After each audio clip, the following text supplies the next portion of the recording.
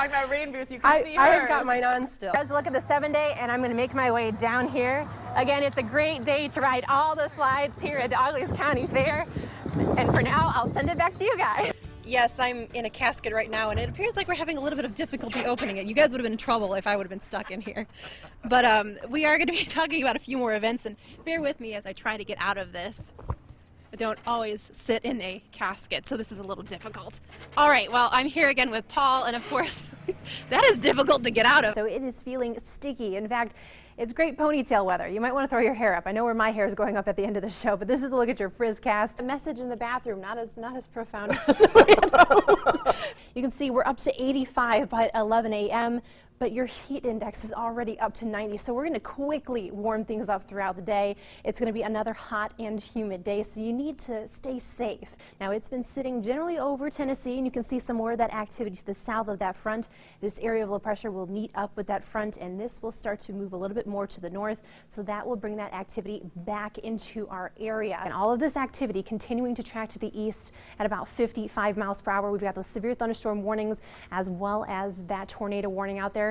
We do want to take a look at some of this activity, especially with hail size. We have been seeing some reports of, especially in Taylor and Greene County earlier this evening, of some golf ball sized hail. We have that tornado warning that's just off to our west, but we want to give you this update because we've got a whole line of some severe storms that are going to be pushing through the viewing area. So you can see it's expansive, and it's stretching right along the western counties of our viewing area. And that's all going to be thanks to the stronger cold front that will continue to move through. That will mainly move through late Saturday night into Sunday morning. Now, we could see some isolated strong to severe storms. The best chance will stay to our south, where they are seeing an enhanced risk. So now you have plenty of information about the total solar eclipse, and hopefully you've been heeding the warning to get those specialty glasses in order to view it. Reporting in Lexington, I'm meteorologist Elise Dolinar for ABC 36 News. Enjoying the pool and the sunshine, just soaking it up. I wish I had a little kiddie pool. Nothing's impossible. Do you think I have a shot? Yeah, you do. Anybody has a shot. Need some training. As promised, we were going to do a science experiment. So tell us, Tommy, why do you have a blowtorch? What are we going to be doing? What we're going to show is the thermal conductivity of the window. And we've been seeing some rain, wintry mix, as well as snow showers. How long is this going to last? We'll talk about that at 11. And we're already starting to see that transition to some mix, some wintry mix and some snow showers moving into the area. This will continue to move through as we head through the overnight. You can see some darker purple out there, so some heavier, moderate to heavier snow showers are possible. And you can see we've got plenty of snow on the ground here in Lexington, so we are going to be dealing with some slick roadways once again. But with all the snowfall, it's pretty much great for some snow angels out there. So for now, reporting live in Lexington, I'm meteorologist Elise Dolinar for ABC 36 News. So what you really need are a jacket, maybe two. Again, the earmuffs, the gloves, and definitely a scarf. So you want to make sure that you are well bundled up for your Monday morning. Remember, get down to the lowest and most interior part of the building you're in. If you can, find something to get under and cover your head with, like a helmet. Now, if you're in a large store or venue like Rupp Arena, find a designated shelter or get into an interior bathroom. If you're outside or driving, try to seek shelter indoors. Meteorologist Elise Dolinar is in for Chief Meteorologist Jason Myers tonight. And as we look ahead to this weekend, one day looks better than the other if you're going to do anything outside. It does. It's not going to be a washout this weekend either days, but you might favor tomorrow just a little bit more than Sunday. But if you already kicked off the weekend today, you know we were dealing with some showers and thunderstorms, some of them strong, even severe earlier. But thank goodness things are winding down, and we are in store for some calmer conditions as we head through the overnight.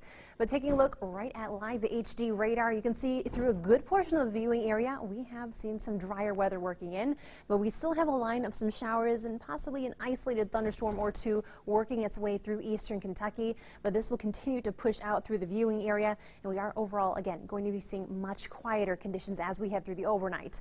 Now, it doesn't look like there are any lightning strikes with this line moving through, but you can still see some pockets of more moderate to heavier rain showers, especially where we're seeing some of those brighter echoes, those yellows and oranges as well as reds. But again, overall, this line will continue to weaken and really begin to fizzle out as we head through the overnight. But earlier today, some of these storms certainly packed a punch. In fact, we do have some storm reports, one from Jackson of some trees down near Kentucky 30 East. Also a report from Turkey Creek of some more trees that were down in the Turkey Creek and South Williamson, Kentucky, the 292 area. So those were a result of some gustier winds with some isolated severe storms storms earlier today. But all of this activity has been thanks to an area of low pressure as well as a cold front, and you can still see some of that activity circling around that area of low pressure. So we've got that counterclockwise circulation. We've had that line extending just ahead of the cold front that will continue to slowly make its way through the viewing area. But again, all this activity dying down because we've lost the daytime heating, which really helps to fuel these storms and the activity. So without the sunshine, again, everything's going to fizzle out. So really calm conditions overnight. We'll jump to your Saturday morning. This is 9:15. It is possible we could see a few isolated showers developing, but generally we're going to start off on the drier side. This is noon for your Saturday. You can see a little bit more isolated showers starting to pop up. But again, tomorrow it's not going to be a washout. We'll just see a possibility of some spotty showers, maybe an isolated thunderstorm. You're still going to be seeing plenty of dry time. You'll be able to make it outside, head out to the pool, go for a walk, maybe go for a hike. Still a nice day to do so. Now, activity will generally wind down Saturday night. This is 10 o'clock. You can see some activity down to our south, some showers and storms that will try to build in. This will be thanks to another area of low pressure, but it's moving in at 10 o'clock. We're not seeing that sunshine to really help to fuel those storms any further, so it will be fizzling out as we head into the overnight. We could still work in a few isolated showers to start your Sunday, but a little bit of a better chance for some scattered activity as we head into the afternoon. Once again, not a washout, but just a little bit of a better chance compared to Saturday. Tonight, though, generally calm. Right now on your Fort Bing sky view of downtown Lexington, we're seeing temperatures of 69 degrees, the dew point 65. Still a little bit on the muggy side.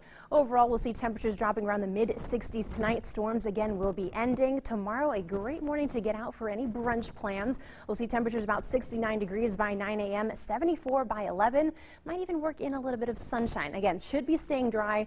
The possibility of an isolated shower, but that activity will pick up just a little bit more. We'll see a better chance for some of that isolated activity into the afternoon. Sunday, a little bit of a better chance for showers and storms. We'll still see some isolated activity as we get into next week, but next week, the real story will be the temperatures. We could be seeing feels-like temperatures some days close to 100 degrees. And we're going to be back into that heat wave, aren't yes, we are. And because of that graphic you showed, now I have to have breakfast food after the newscast. Oh no, my stomach's kind of rumbling a little too. Not that that's a growling. bad thing. No, the bacon looked good. It did.